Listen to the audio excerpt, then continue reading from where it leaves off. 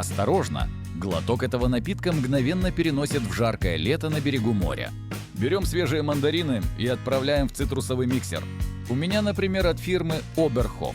Благодаря его нежной и быстрой работе свежевыжатый сок получается очень быстро и сохраняет все питательные вещества. Далее закидываем лед, наливаем наш готовый сок, немного минеральной воды и любимый сироп.